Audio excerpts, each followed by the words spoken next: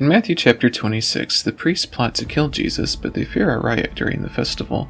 Jesus is then anointed by a sinful woman at Bethany, preparing him for his burial, and Judas Iscariot scoffs at this. He then goes to the chief priests and asks how much they'll pay him to watch for an opportunity to hand Jesus over to them, and they give him 30 pieces of silver. Jesus has his disciples prepare for the Passover celebration in the upper room of a rented house. In the evening, they're all reclining at the table, when Jesus announces that one of them will betray him. All of the disciples deny this, but Jesus says, "The one who has dipped his hand into the bowl with me will betray me. The Son of Man will go, just as it is written about him. But woe to that man who betrays the Son of Man. It would be better for him if he had not been born." Judas is like, "Surely you don't mean me, Rabbi?" And Jesus is like, "You said it." While they were eating, Jesus took bread, and when he had given thanks, he broke it and gave it to his disciples, saying, "Take and eat, this is my body." Then he took a cup, and when he had given thanks, he gave it to them, saying, "Drink from it, all of you. This is my blood of the covenant, which is poured out for many for the forgiveness of sins. I tell you, I will not drink from this fruit of the vine from now on until that day when I drink it new with you in my Father's kingdom." So how exactly is this cup, this fruit of the vine, the blood of the covenant? Well, first Abraham made a blood oath with God to be loyal to him, and the penalty for disloyalty is death. But Abraham did not walk in the blood, God did. And God, in the Son, paid the price that we, Abraham's spiritual descendants, all owe for our disloyalty. His blood poured out for many for the forgiveness of sins is the price for our breaking the covenant with God. Second, Jesus was also paying the price for every breaking of the law of Moses. The Israelites made a blood oath but couldn't keep their promises, and Jesus was paying that price too. Third, Paul later refers to the blood of the covenant in 1 Corinthians 11.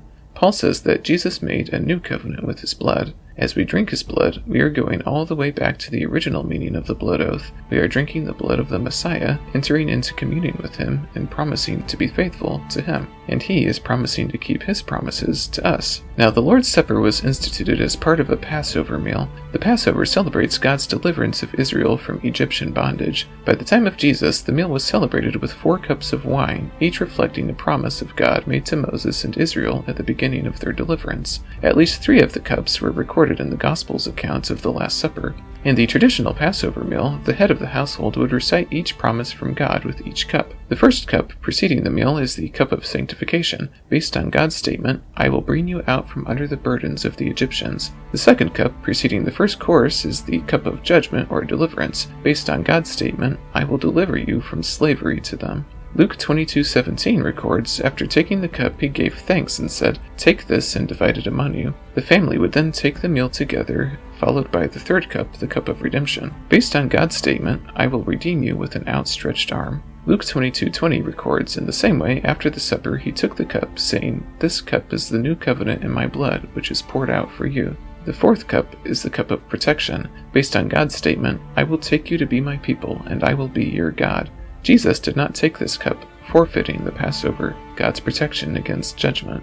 Instead, he said, 'I tell you, I will not drink of this fruit of the vine from now on until that day when I drink it anew with you in my Father's kingdom.'" Although Jesus drank no more wine, he did drink from another cup. You see, the traditional Passover has a 5th cup, taken from Jeremiah 25. "Take from my hand this cup filled with the wine of my wrath, and make all the nations to whom I send you drink it." This is also known as Elijah's cup. Malachi also prophesied that Elijah would return shortly before the coming of the Messiah and day of God's wrath against all wickedness. At this part of the Passover ceremony, the door is opened and the head of the household says, "Pour out your wrath on the world." In the traditional ceremony, this cup is filled but not drunk, not until the coming of Elijah. But Jesus drank the cup. Just a few verses later in Matthew's Gospel, Jesus prays in the Garden of Gethsemane, "My Father, if it is possible, may this cup be taken from me. Yet not as I will, but as you will." Jesus drank the cup of God's wrath against the nations. Jesus then predicts Peter's denial.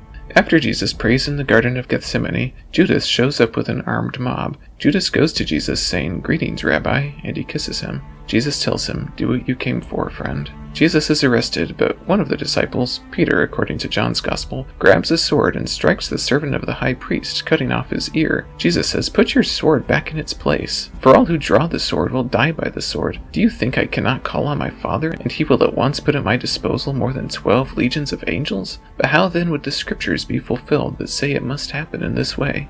Then all the disciples ran away and hid.